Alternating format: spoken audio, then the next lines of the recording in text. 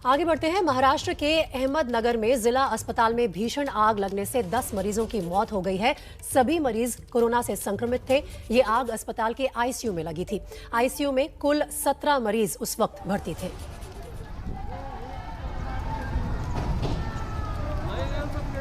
इस आग पर राष्ट्रपति, प्रधानमंत्री और गृह मंत्री सबने दुख व्यक्त किया है, शोक व्यक्त किया है और साथ ही महाराष्ट्र सरकार ने पूरी जांच करने की भी वादा किया है।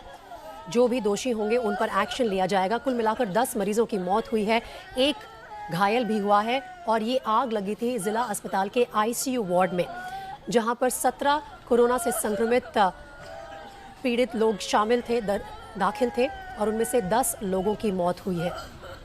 अहमदनगर के अस्पताल में, जिला अस्पताल में ये आग लगी जिसमें 10 लोगों ने अपनी जान गंवा दी।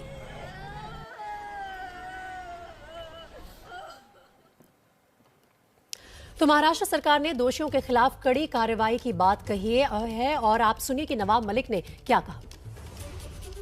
ये घटना बहुत ही गंभीर है।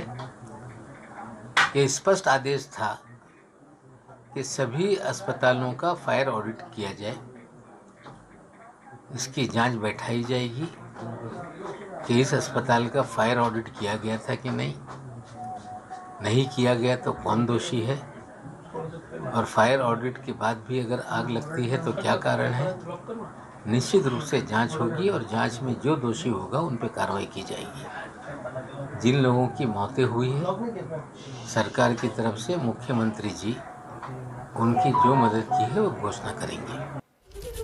तो महाराष्ट्र सरकार ने जांच का आश्वासन दिया है, लेकिन इन 10 लोगों की मौत पर प्रधानमंत्री मोदी ने घटना पर दुख जताया है। उन्होंने ट्विटर के जरिए ट्वीट करते हुए कहा कि अहमदनगर के अस्पताल में आग से मौत की खबर से दुखी हूं। पीड़ित परिवारों के प्रति संवेदना है। घायलों के जल्द ठीक होने की कामना करता हूं।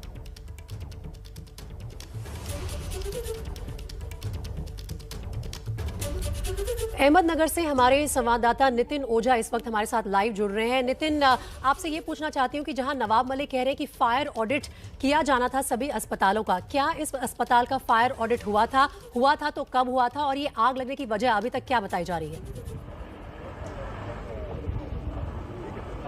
प्रीति, अगर देखा जाए तो आज सुबह 10 से 11 के बीच यह हादसा हुआ है। इस हादसे में शुरुआत में अभी इसमें फायर ऑडिट का कारण दिया जा रहा है, शॉर्ट सर्किट का रीजन दिया जा रहा है। लेकिन अगर देखा जाए तो ये जो इमारत है, ये जिला रुग्णालय की, यह 1.5 साल पहले ही नई बनी हुई है और 1.5 साल पहले बनी हुई इमारत में अगर इस तरह से कोई हादसा होता है तो इसकी जांच वरिष्ठ स्तर पर होना जरूरी है। और उस हिसाब से अभी कुछ देर पहले महाराष्ट्र के मंत्री बालासाहेब थोरात, शंकरराव गडाख, इन्होंने यहाँ पे आके पूरी जांच की है और उन्होंने आश्वासित किया है कि इसमें जो भी दोषी होंगे उन पर कड़ी कार्रवाई की जाएगी।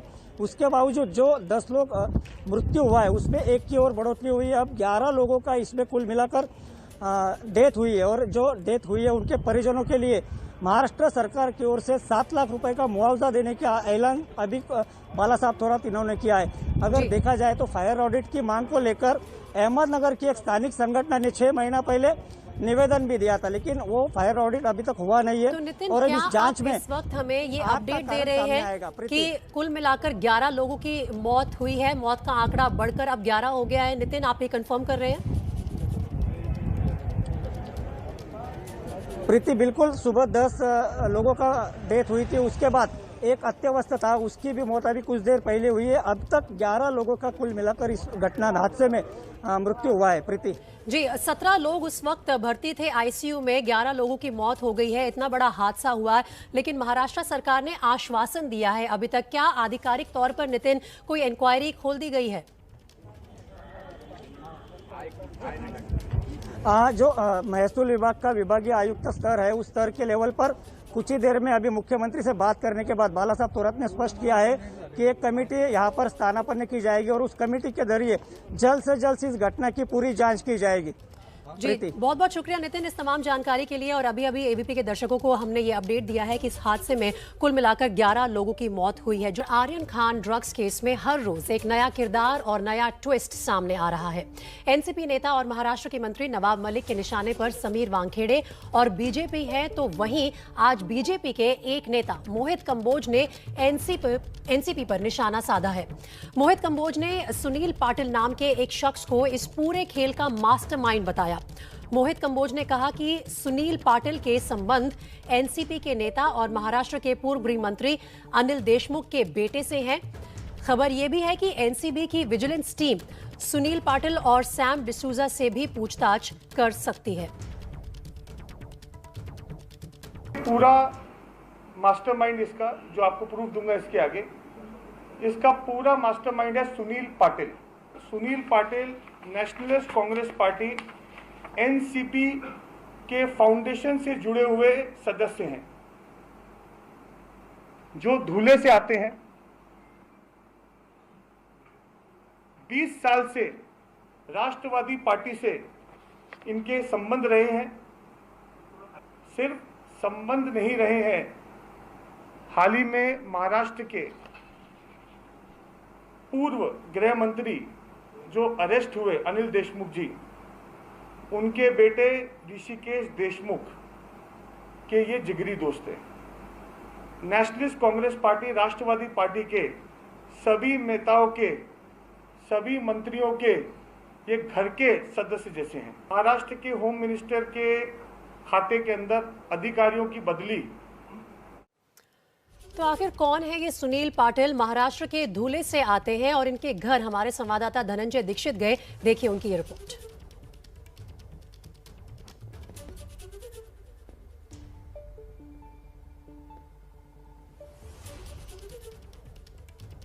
क्रूज ड्रग्स पार्टी के मामले में जिनका नाम अभी आगे आ रहा है वो सुनील पाटिल के घर पर हम पहुंचे हैं। हम देख रहे हैं कि यहाँ पे सुनील पाटिल आर्यन खान क्रूज ड्रग्स मामले का मास्टरमाइंड आरोप लगाया है बीजेपी नेता मोहित कंबोज ने।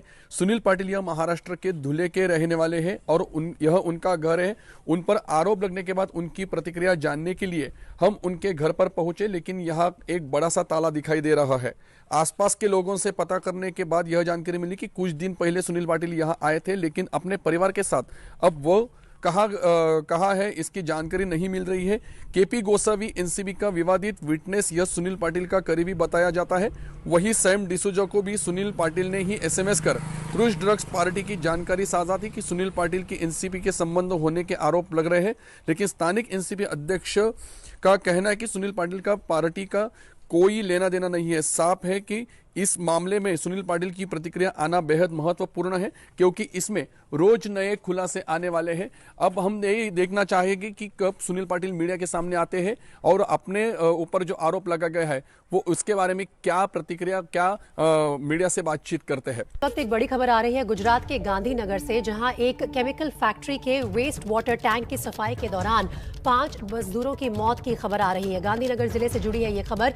यहां पर एक वाटर टैंक की सफाई हो रही थी केमिकल फैक्ट्री में और उसके दौरान 5 मजदूरों की मौत की ये खेदजनक खबर आ रही है। केमिकल फैक्ट्री में वेस्ट वाटर टैंक की सफाई कर रहे थे ये मजदूर और 5 लोगों की मौत की खबर इस वक्त आ रही है। क्या कुछ तमाम जानकारी है इससे जुड़ी हुई वो जल्द आप तक पहुंचाएंगे। ये खबर पर हम नजर बनाए रखेंगे, लेकिन इस वक्त की दूसरी बड़ी खबर जुड़ी हुई है महाराष्ट्र के पूर्व गृह मंत्री अनिल देशमुख से। उन्हें 14 दिन की न्यायिक हिरासत में भेज दिया गया है।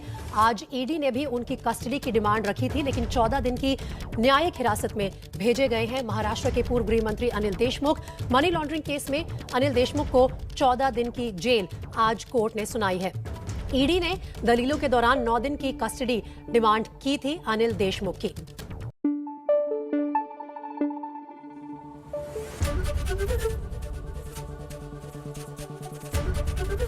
एबीपी न्यूज आपको रखे आगे।